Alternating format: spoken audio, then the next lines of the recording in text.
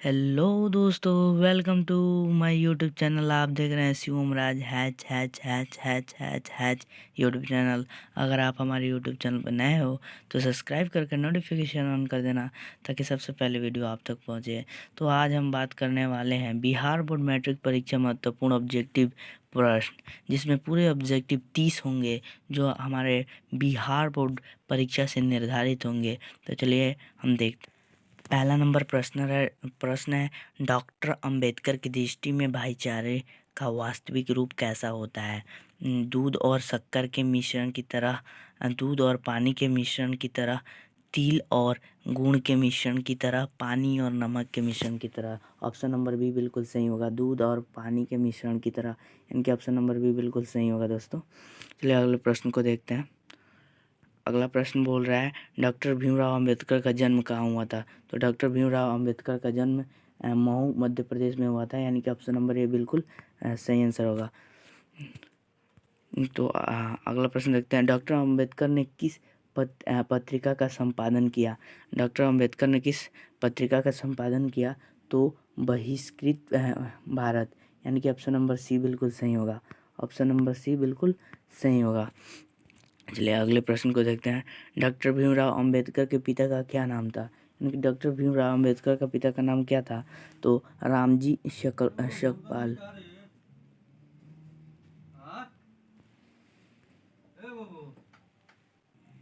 प्रश्न नंबर 5वां देखते हैं। जाति प्रथा में बेरोजगारी का एकमात्र डैश डैश कारण बनी हुई है। तो प्रत्यक्ष, प्रमुख, ए और बी दोनों इनमें से कोई नहीं।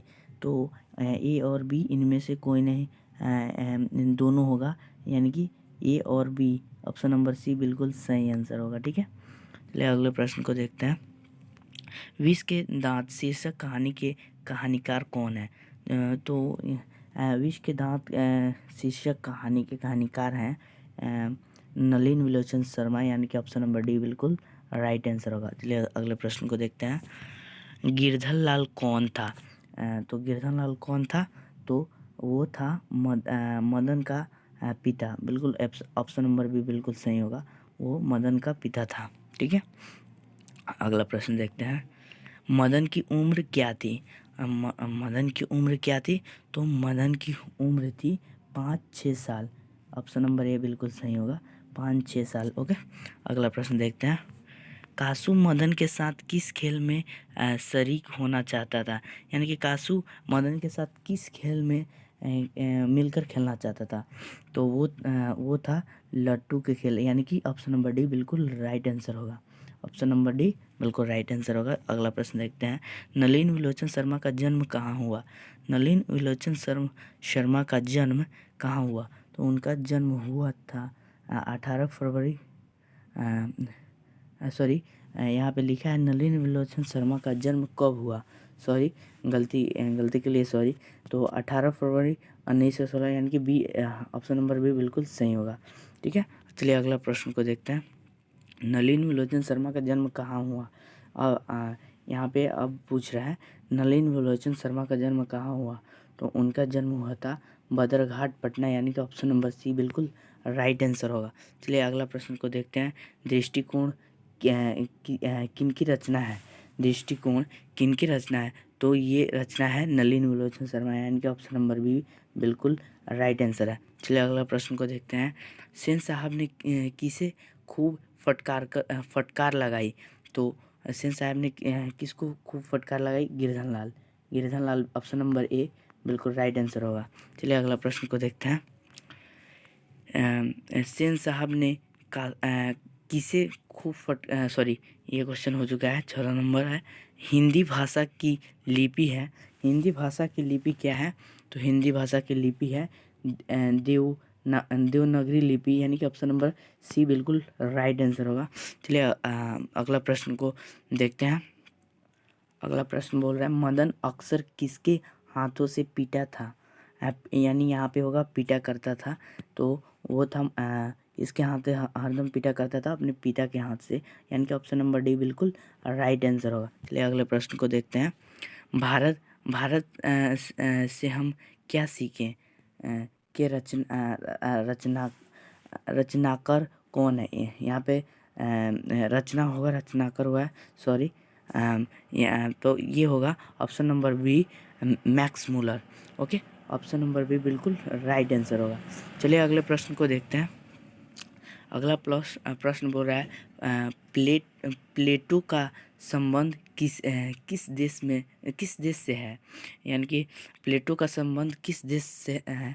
तो यूनान से, यानी ऑप्शन नंबर डी बिल्कुल राइट आंसर होगा, यूनान से। चलिए अगले प्रश्न को देखते हैं। अगला प्रश्न बोल रहा है मुंडा किस देश की जाति है? यानी कि मुंडा किस देश की जाति है? तो ये है क्या है बच्चों, किस देश की ये जाति है? तो ये है भारत। किस देश की जाति? भारत। ऑप्शन नंबर डी बिल्कुल राइट आंसर होगा। चलिए अगले प्रश्न को देखते हैं। मैक्स मूलर का जन्म कब हुआ? ये बहुत बढ़िया प्रश्न है, ये एग्जाम में पूछता है। मैक्स मूलर का जन्म कब हुआ? तो इनका जन्म कब हुआ था बताइए? इनका जन्म हुआ था 6 दिसंबर 1823, यानी कि ऑप्शन नंबर डी बिल्कुल राइट आंसर होगा। ओके, चलिए अगला प्रश्न को देखते हैं। कौन प्राचीनतम भाषा है? यानी कि कौन प्राचीनतम भाषा है? देखिए, हिंदी, मराठी, संस्कृत, उर्दू, यानी कि सी संस्कृत प्राचीन भाषा है। ऑप्शन नंबर सी बिल्कुल राइट आंसर होगा दोस्तों। तो चलिए अगले प्रश्न को देखते हैं। नाखून क्यों बढ़ते हैं कि निबंधकार कौन है?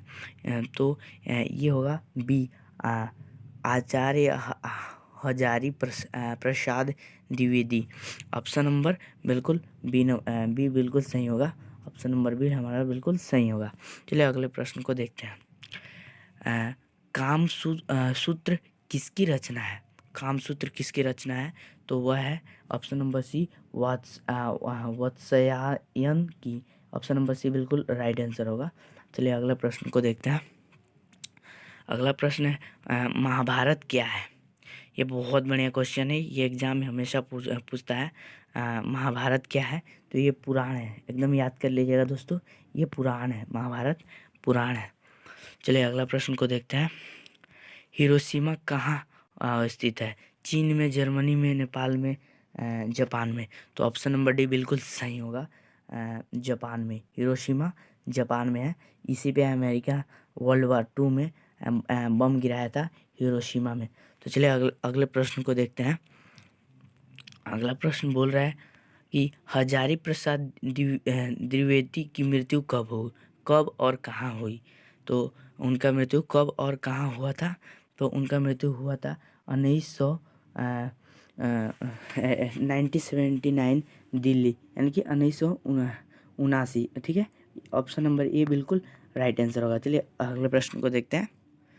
अगला प्रश्न बोल रहा है नागरिक लिपि शीर्षक निबंध के निबंधकार हैं। ऑप्शन नंबर ए गुणकर मूल बिल्कुल राइट आंसर होगा। ऑप्शन नंबर ए गुणकर मूल, ऑप्शन नंबर ए बिल्कुल राइट आंसर होगा। चलिए अगले प्रश्न को देखते हैं। मराठी भाषा की लिपि कौन सी है? ये क्वेश्चन अक्सर पूछा करता है एग्जाम में। सी बिल्कुल देवनागरी, ऑप्शन नंबर सी बिल्कुल राइट आंसर होगा, ऑप्शन नंबर सी। चलिए अगले प्रश्न को देखते हैं। अगला प्रश्न है गुणाकर मूल्य का जन्म कहाँ हुआ? ये इम्पोर्टेंट क्वेश्चन है दोस्तों। गुणाकर मूल्य का जन्म कहाँ हुआ? तो मराठा, ऑप्शन नंबर सी बिल्कुल राइट आंसर होगा। ठीक है, चलिए अगले प्रश्न को देखते हैं। इस्लामी शासन का भारत में आरंभ काल है, यानी कि इस्लामी शासन का भारत में आरंभ काल है, तो वो है ऑप्शन नंबर बी 13वीं शताब्दी से, यानी कि 13वीं शताब्दी से, यानी कि बी एकदम राइट आंसर होगा। चलिए अगले प्रश्न को देखते हैं।